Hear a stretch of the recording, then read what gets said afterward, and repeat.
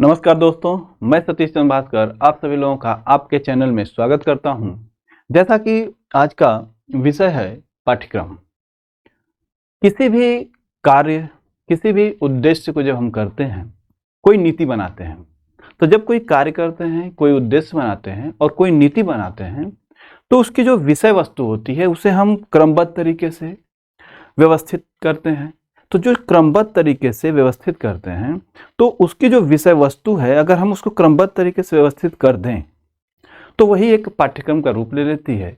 उसी को हम अगर किसी बुक में देखें, तो बुक में देखा जाता है कि जो पहले पेज पे दिया होता है विषय वस्तु, और उस विषय वस्तु का अर्थ ये होता है कि हम उस किताब में अंदर क्या पढ़ने वाले हैं, किस क्रम पे कौन सी विषय वस्तु हमें पढ़नी है, वो चीज़ें उसमें दी रहती हैं। तो जो क्रमबद्ध तरीके से आपके पहले पेज पे विषय वस्तु दी रहती है, वही आपका एक पाठ्यक्रम होता है, जिसे हम सिलेबस कहते हैं।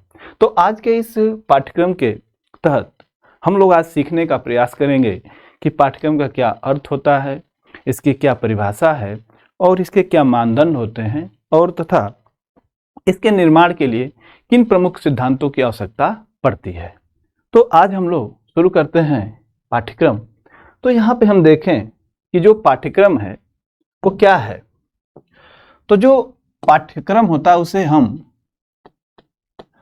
पाठ्य वस्तु भी कहते हैं, पाठ्य वस्तु भी कहते हैं। इसे हम पाठ्यक्रम तो कह ही रहे हैं, इसे हम अंग्रेजी में सिलेबस कहते हैं, सिलेबस। और इसे हम पाठ्य विवरण भी कह सकते हैं, पाठ्य विवरण। सबसे पहले हम देखें कि जो अंग्रेजी का शब्द है सिलेबस, यह आपका एक ग्रीक शब्द है, ग्रीक शब्द है। अर्थात यह एक ग्रीक भाषा का शब्द है। और अगर हम पाठ्यक्रम को देखें कि पाठ्यक्रम क्या है, तो पाठ्यक्रम पाठ्य और क्रम दो शब्दों से मिलकर बना है। पाठ्य और एक है आपका क्रम। अगर हम देखें कि पाठ्यक्रम का क्या अर्थ होता है, तो पाठ्य का अर्थ होता है पाठ या विषय वस्तु, विषय वस्तु, जिसको कि हम कह सकते हैं course of study, course of study. और जो क्रम का अर्थ होता है सुव्यवस्थित करना, तो सुव्यवस्थित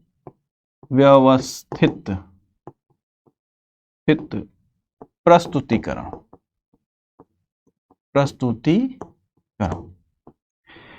यहां पे हम शाब्दिक अर्थ को देखें तो कहा जा रहा है कि जो विषय वस्तु है, विषय वस्तु को हम सुव्यवस्थित तरीके से जब प्रस्तुत कर देते हैं, तो वही हमारा पाठ्यक्रम होता है। इसे हम एक सिस्टमैटिक शब्द में देखें तो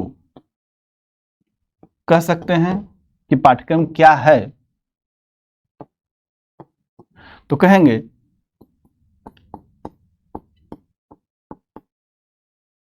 किसी तरह की शिक्षा अथवा प्रशिक्षण, किसी तरह की शिक्षा अथवा प्रशिक्षण के लिए निर्धारित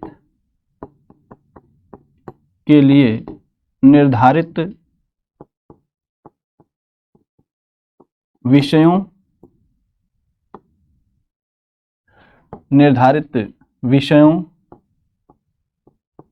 उपविषयों एवं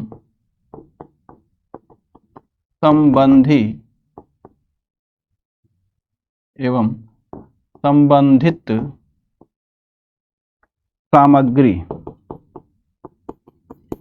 सामग्री की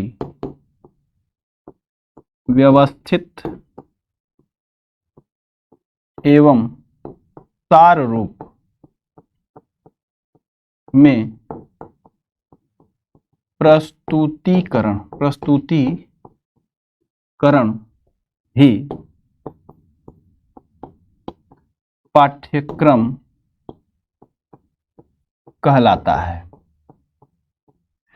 यहां पे देखा जाए कि पाठ्यक्रम क्या है, तो शाब्दिक अर्थ को समझ लिए। इसको हम अगर शब्दों को परिभाषित करने की कोशिश की जाए तो कहा जा सकता है कि किसी तरह की शिक्षा अथवा प्रशिक्षण, अगर कोई शिक्षा दे रहे हैं और यदि उसे प्रशिक्षण दिया जा रहा है, तो शिक्षा और प्रशिक्षण के लिए निर्धारित विषयों, उपविषयों एवं संबंधित सामग्री की व्यवस्थित एवं सार प्रस्तुतिकरण को ही हम पाठ्यक्रम कहते हैं।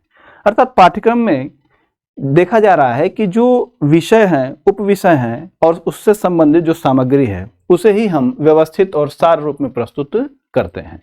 इसकी एक बहुत अच्छी परिभाषा दी गई थी कनिंघम के अनुसार। तो हम थोड़ा कनिंघम ने जो कहा है उस पर नजर डाला जाए तो कनिंघम महोदय ने जो परिभाषा दिया है इसकी पाठ्यक्रम की, तो कहेंगे कनिंघम के अनुसार पाठ्यक्रम क्या है। तो कनिंघम महोदय ने जो पाठ्यक्रम की परिभाषा दी वो कहा है कि यह का अर्थ है पाठ्यक्रम,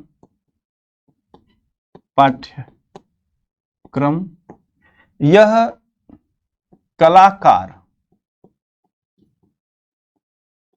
देखिए यह का अर्थ हो गया पाठ्यक्रम। और कलाकार कौन है? कलाकार वो है जो शिक्षा देने का काम करता है विद्यार्थियों को। तो यह कलाकार को यहां पे हम शिक्षक को रखते हैं। तो यह कलाकार के हाथ में एक साधन है,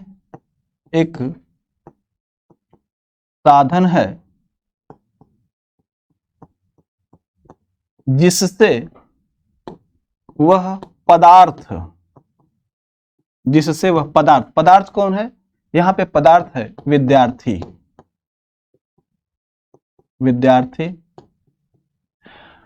तो यह कलाकार के हाथ में एक साधन है जिससे वह पदार्थ को अपने आदर्श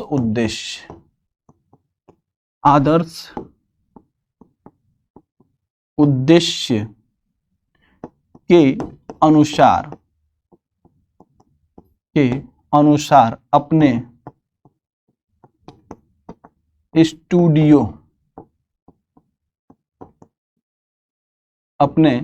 स्टूडियो अर्थात स्टूडियो में ढाल सके।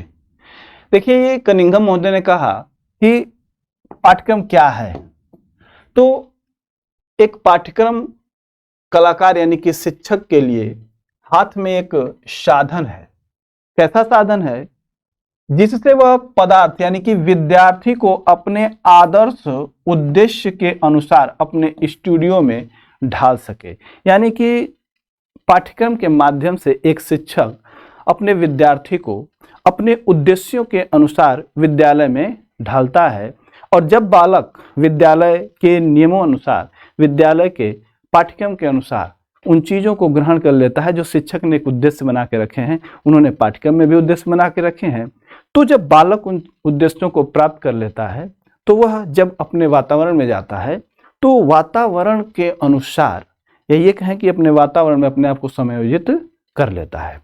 तो यहाँ पे देखा गया कि पाठ्यक्रम क्या है। तो पाठ्यक्रम एक विषय वस्तु को क्रमबद्ध तरीके से प्रस्तुत करने का तरीका है। अब हम लोग सीखने का प्रयास करते हैं कि जो पाठ्यक्रम है इसके क्या मानदंड हैं, क्या इसके सिद्धांत हैं। तो आइए हम लोग देखते हैं कि जो पाठ्यक्रम है इसकी क्या आवश्यकता एवं महत्व है। तो देखा जाए कि जो पाठ्यक्रम है इसकी क्यों आवश्यकता है। क्या बिना पाठ्यक्रम का भी काम चल सकता है? कि नहीं चल सकता है। तो यहाँ पे देखा जाए कि जो पाठ्यक्रम, इसकी क्या आवश्यकता और महत्व है। तो पाठ्यक्रम द्वारा शिक्षण और उससे संबंधित सभी कार्य सुनिश्चित एवं पूर्व निर्धारित हो जाते हैं। यहाँ पे महत्व की बात की जा रही है कि जो पाठ्यक्रम होता है उसके द्वारा जब कोई शिक्षण कार्य होता है तो शिक्षण और उससे संबंधित जो भी कार्य हैं वह सुनिश्चित एवं पूर्व निर्धारित। पूर्व निर्धारित का अर्थ होता है कि पहले से ही निर्धारित हो जाता है कि अब हमको बालक को क्या सिखाना है, क्या प्रशिक्षण देना है।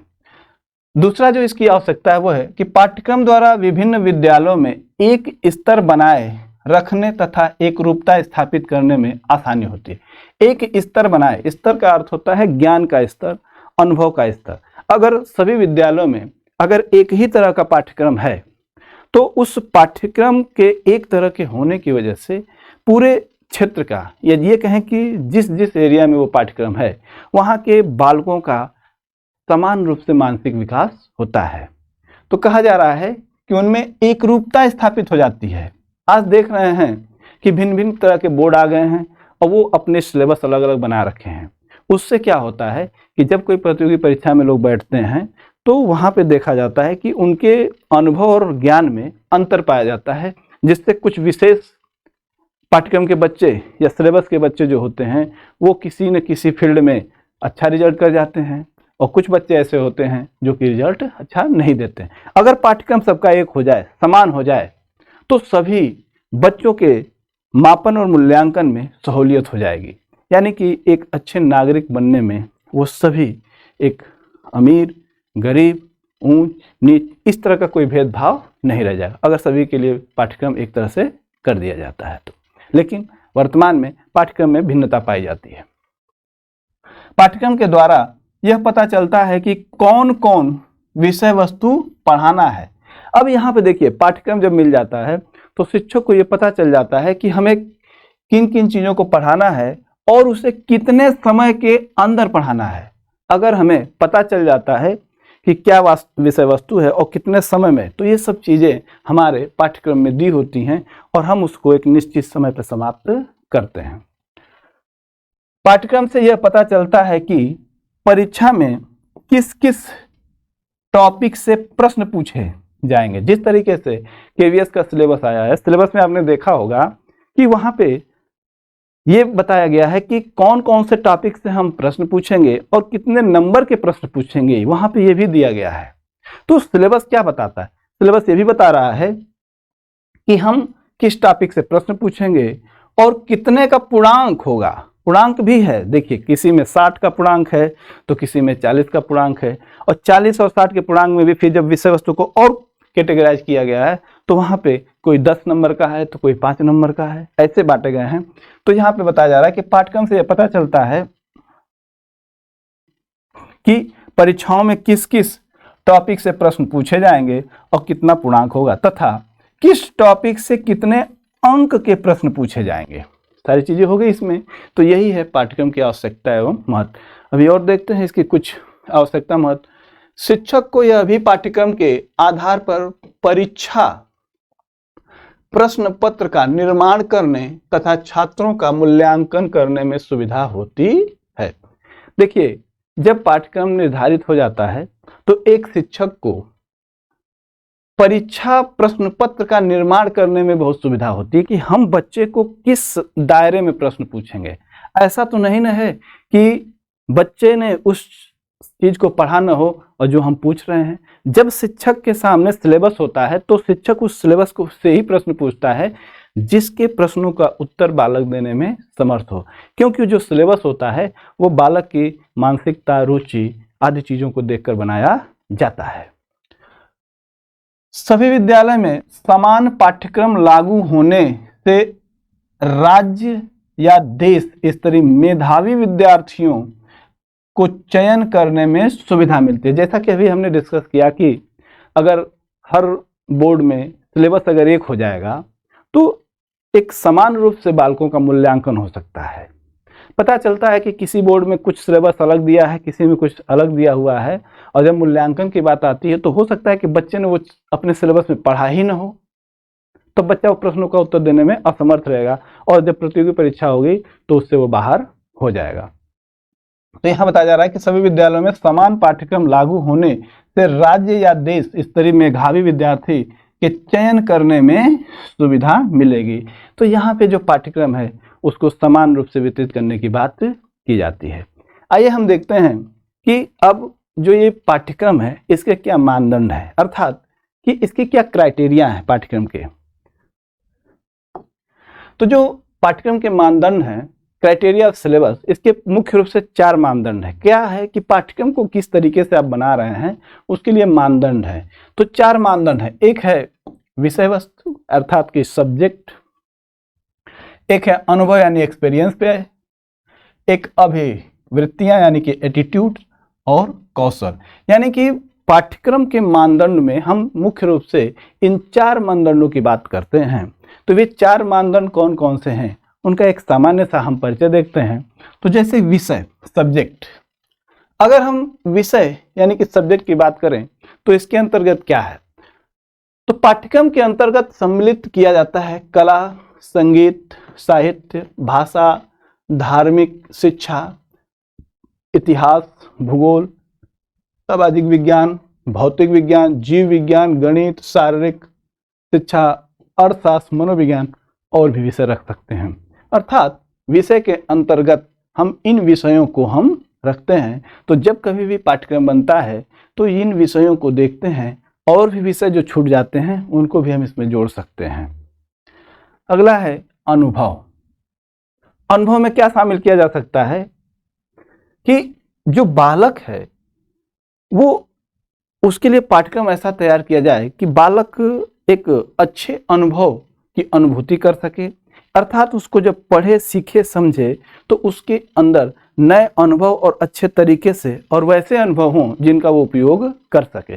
तो पाठ्यक्रम का निर्माण करते समय वो बालक के अंदर ऐसे अनुभवों का विकास करना चाहिए जिसका वो सर्वांगीण विकास हो सके। तो क्या क्या है, सृजनात्मक अनुभव, यानी कि बालक सृजनात्मकता का अनुभव करे, यानी कि बालक को लगे कि हाँ हमारे अंदर नयापन आ चुका है, या ये कहें कि बालक के अंदर क्रिएटिविटी आने शुरू हो जाए। तो पाठ्यक्रम ऐसा निर्माण किया जाए कि बच्चे के अंदर क्रिएटिविटी विकसित हो, नयापन, सृजनात्मकता विकसित हो।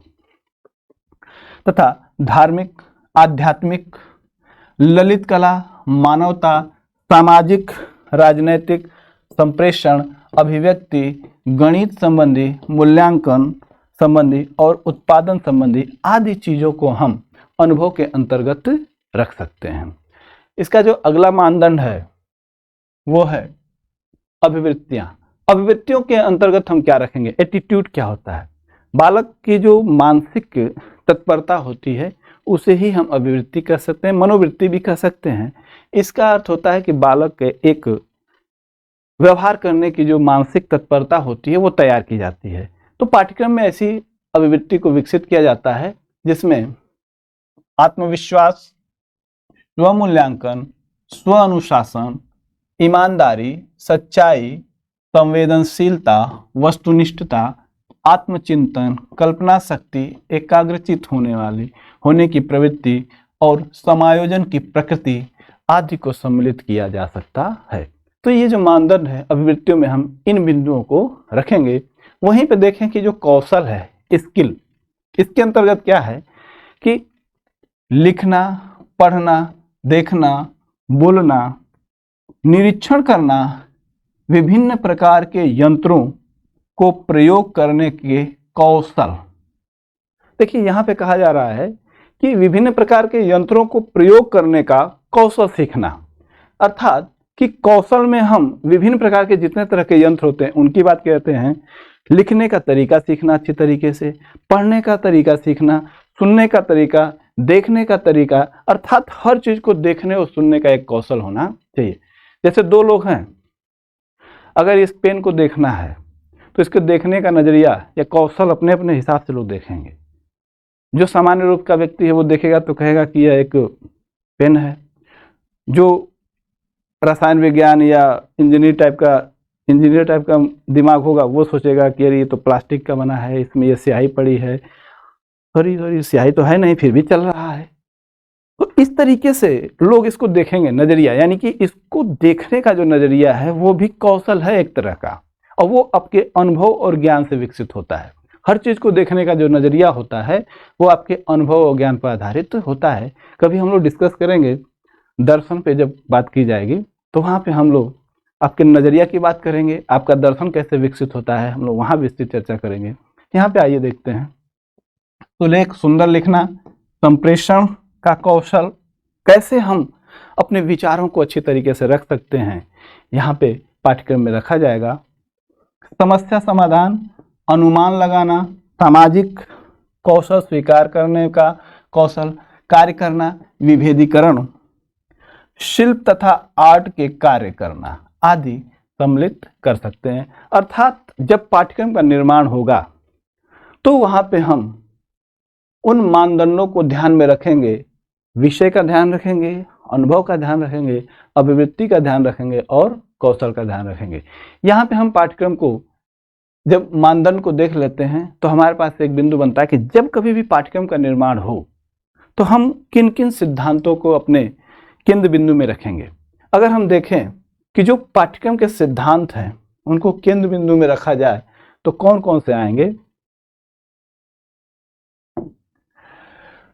पाठ्यक्रम के सिद्धांत, अर्थात जब हम पाठ्यक्रम का निर्माण करेंगे तो पाठ्यक्रम के निर्माण के समय यहाँ पे हम लिख सकते हैं कि यहाँ पे निर्माण, तो पाठ्यक्रम के निर्माण के संबंधित कौन कौन से मुख्य रूप से सिद्धांत हैं, या अर्थात कि जब हम पाठ्यक्रम का निर्माण करेंगे तो उसके अंतर्गत हम उन किन किन चीजों का ध्यान रखेंगे जब एक पाठ्यक्रम का हम निर्माण करते हैं। तो यहाँ पे हम देखें कि पाठ्यक्रम के निर्माण के समय हमें क्या करना है। तो पाठ्यक्रम का निर्माण करते समय यह ध्यान देना होगा कि पाठ्यक्रम में उन्हीं विषयों, क्रियाओं और विषय वस्तु को हम सम्मिलित की करें जिनका किसी न किसी रूप में बच्चे के वर्तमान जीवन से, बहुत इंपॉर्टेंट पॉइंट है कि पाठ्यक्रम में हम उन्हीं चीजों को रखें जिसका बच्चे के वर्तमान जीवन से संबंधित हो और भावी जीवन यानी कि भविष्य में भी वे पाठ्यक्रम उनके लिए उपयोगी हो। तो कहा जा रहा है कि वर्तमान जीवन से संबंध हो तथा साथ ही वे उनके भावी जीवन के लिए भी उपयोगी हो, जिससे वह बच्चे का शारीरिक, मानसिक, सामाजिक, व्यावसायिक, सांस्कृतिक, चारित्रिक एवं नैतिक विकास हो सके। अर्थात पाठ्यक्रम का जब निर्माण किया जाएगा तो पाठ्यक्रम के निर्माण संबंधित सिद्धांत ये कहता है कि पाठ्यक्रम में उन चीजों को रखा जाए जिससे बालक अपने वर्तमान में तथा भविष्य में जो जीवन जीने जा रहा है उसमें वह अपने आप को अच्छी तरीके से व्यवस्थित कर सके। तो यहाँ पे देखें तो जो सिद्धांत हैं वे कौन कौन से मुख्य रूप से सिद्धांत हमें पाठ्यक्रम के निर्माण के समय रखने हैं। तो एक है लचीलेपन का सिद्धांत, अर्थात लचीलेपन का सिद्धांत कहता है कि पाठ्यक्रम ऐसा हो जो लचीला हो। कैसा लचीला होगा, अभी हम इस पर विस्तार चर्चा करते हैं। क्रिया केंद्रित सिद्धांत, बाल केंद्रित सिद्धांत, मनोवैज्ञानिक सिद्धांत, सामाजिक एवं सांस्कृतिक मूल्यों के विकास का सिद्धांत और व्यक्तिगत भिन्नताओं को ध्यान में रखने का सिद्धांत, सृजनात्मक एवं रचनात्मक सिद्धांत तथा उच्च कक्षाओं की आवश्यकता पूर्ति का सिद्धांत। अर्थात जब भी हम पाठ्यक्रम का निर्माण करेंगे तो हम इन चीजों को विशेष तौर पर ध्यान देंगे। जैसा कि पहला बिंदु है लचीलेपन का सिद्धांत। आखिर लचीलेपन का सिद्धांत क्या कहता है, आइए देखें। तो जब कभी भी हम पाठ्यक्रम का निर्माण करेंगे तो उसके अंदर लचीलेपन का अर्थ है कि पाठ्यक्रम लचीला होना चाहिए ताकि विद्यार्थी व्यक्तिगत भिन्नताओं के आधार पर अपनी व्यक्तिगत रुचियों, प्रवृत्तियों, आवश्यकताओं एवं क्षमताओं के अनुसार सीख सके। अर्थात यहाँ पे बात की जा रही है कि जो व्यक्तिगत भिन्नता है तो बालक जो होता है वो एक बालक से दूसरे बालक में उसके अंदर अंतर पाया जाता है। अर्थात कोई बालक किसी चीज को बहुत तीव्र गति से सीखता है तो कोई बालक उसको बहुत धीरे धीरे सीखता है। तो पाठ्यक्रम न बहुत कठिन हो और न बहुत आसान हो, अर्थात मीडियम, मॉडरेट हो, अर्थात कि एक समायोजित करके पाठ्यक्रम बनाया जाए जिसमें कि जो कमजोर बुद्धि के बालक हैं वह भी उसमें समाहित हो, अर्थात पाठ्यक्रम में उन चीजों को समाहित किया जाए जो थोड़ी आसान भी हो, और जो तीव्र बुद्धि के बालक हैं उनके लिए भी पाठ्यक्रम में कुछ कठिन चीजें डाली जाए, अर्थात दोनों बच्चों को उसमें समाहित किया जाए। तो पाठ्यक्रम व्यक्तिगत भिन्नताओं को देखते हुए निर्माण करना चाहिए, जिसे हम लचीलेपन का सिद्धांत कहते हैं। क्रिया केंद्रित सिद्धांत। क्रिया केंद्रित सिद्धांत का अर्थ है कि पाठ्यक्रम क्रिया केंद्रित होना चाहिए। इस कारण पाठ्यक्रम करके सीखना के सिद्धांत पर आधारित होना चाहिए, अर्थात पाठ्यक्रम ऐसा होना चाहिए जो क्रिया करके सिखाए, अर्थात लर्निंग बाय डूइंग, अर्थात करके सीखना ही एक मुख्य रूप से सिद्धांत है। तो पाठ्यक्रम ऐसा होना चाहिए जो क्रिया करके सीखने को प्रेरित करे, अर्थात बालक जब किसी कार्य को करके सीखता है तो उसके अंदर उसका विकास बहुत तेजी से होता है। आइए अगले सिद्धांत को देखें, बाल केंद्रित सिद्धांत।